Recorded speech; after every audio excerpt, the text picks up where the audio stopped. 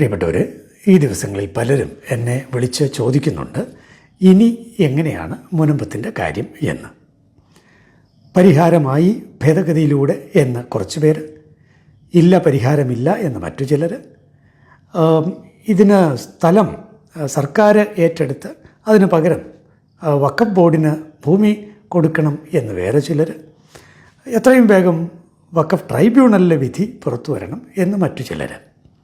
തുടക്കത്തിൽ ഞാൻ കൃത്യമായി പറഞ്ഞുകൊള്ളട്ടെ, മുനമ്പത്തിനുള്ള പരിഹാരം, ശാശ്വതമായ പരിഹാരം ഒരു കാര്യത്തിലേ ഉള്ളൂ. അത് ഇപ്പോൾ പാസ്സായിരിക്കുന്ന വഖഫ് ഭേദഗതി ബില്ലിലെ സെക്ഷൻ 2A ആ പരിഹാരം ഉള്ളത്. ഇനി എങ്ങനെയാണ് മുന്നോട്ട് പോകുന്നത്? ഇപ്പോൾ ഭേദഗതി പാസ്സായി, അത് പ്രസിഡന്റ് ഒപ്പിട്ടു, അത് ഗസറ്റ് പബ്ലിഷ് ചെയ്തു. ഇനി നടക്കേണ്ടത് എന്താണ്? അത് സ്റ്റാറ്റ്യൂട്ട് അല്ലെങ്കിൽ അതിൻ്റെ റൂൾസ് തയ്യാറാക്കുക എന്നുള്ളതാണ്. ഏത് നിയമം പാസ്സായി കഴിഞ്ഞാലും അത് നടപ്പിലാകുന്നതിന് റൂൾസ് ആവശ്യമാണ്.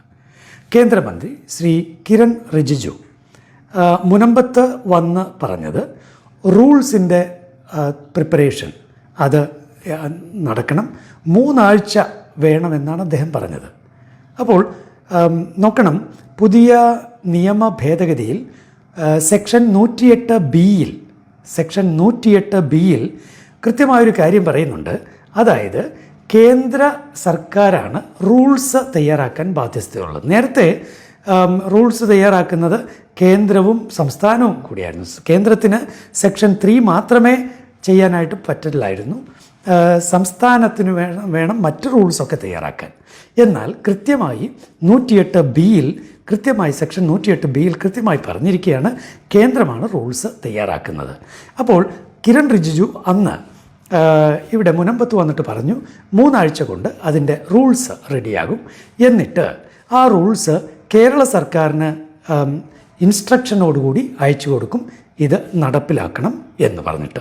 അപ്പോൾ പ്രാക്ടിക്കലി ഇനി എന്താണ് സംഭവിക്കാനുള്ളത്? റൂൾസ് തയ്യാറാക്കുക, കേന്ദ്രം തയ്യാറാക്കുക, കേരള സർക്കാരിന് അയച്ചു കൊടുക്കുക, ഇൻസ്ട്രക്ഷൻ നൽകുക, കേരള സർക്കാർ നിലപാടെന്ന് പറഞ്ഞാൽ എടുക്കാതെ നിവൃത്തിയില്ല.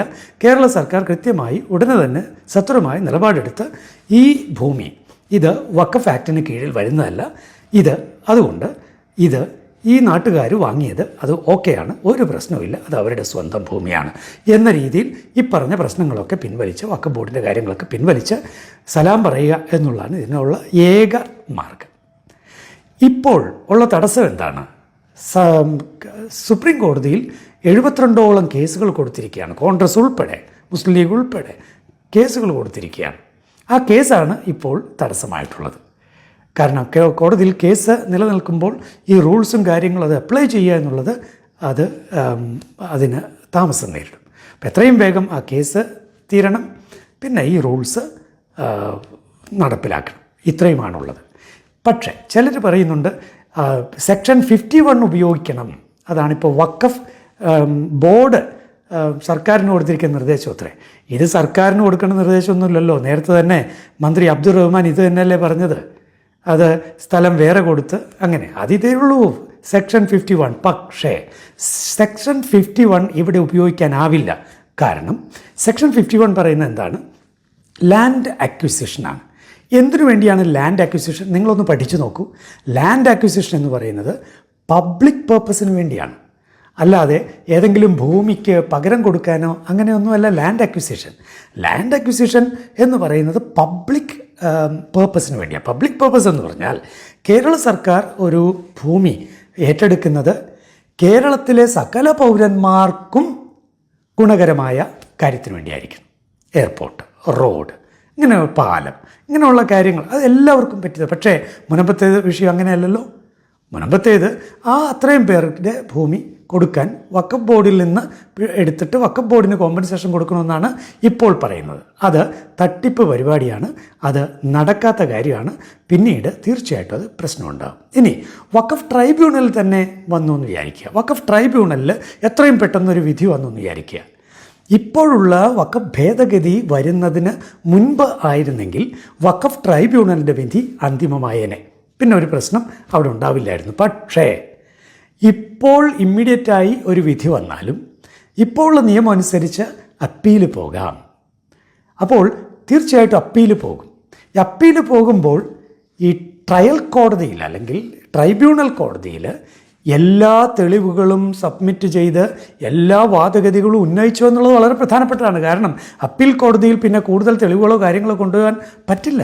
ട്രയൽ കോടതിയിൽ എല്ലാം സബ്മിറ്റ് ചെയ്തോ. അങ്ങനെയെങ്കിൽ മുനമ്പംകാർ ഇതുവരെ ട്രൈബ്യൂണലിൽ ശക്തമായ വാദഗതികൾ തികച്ചും സുന്ദരമായ, പ്രത്യേകിച്ച് ആമിനയുടെ ഒരു മൈനർ സ്റ്റേറ്റസിൻ്റെ വിഷയം അത് ഇതുവരെ ഉന്നയിച്ചിട്ടില്ല.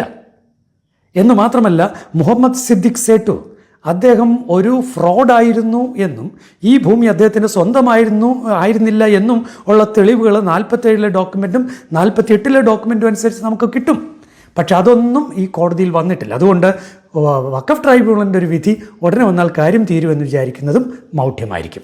ഒറ്റ പരിഹാരമേ ഉള്ളൂ, അത് ഭേദഗതിയിലെ സെക്ഷൻ 2A അപ്ലൈ ചെയ്യുക എന്നുള്ളതാണ്. അതിന് എത്രയും വേഗം ഈ സുപ്രീം കോടതിയിലെ കേസ് തീരേണ്ടതുണ്ട്. റൂൾസ് കേന്ദ്രം തയ്യാറാക്കി സംസ്ഥാനത്തിന് നൽകേണ്ടതുണ്ട്. സംസ്ഥാനം ഇമ്മീഡിയറ്റായി അത് നടപ്പിലാക്കുകയും വേണം. Thank you.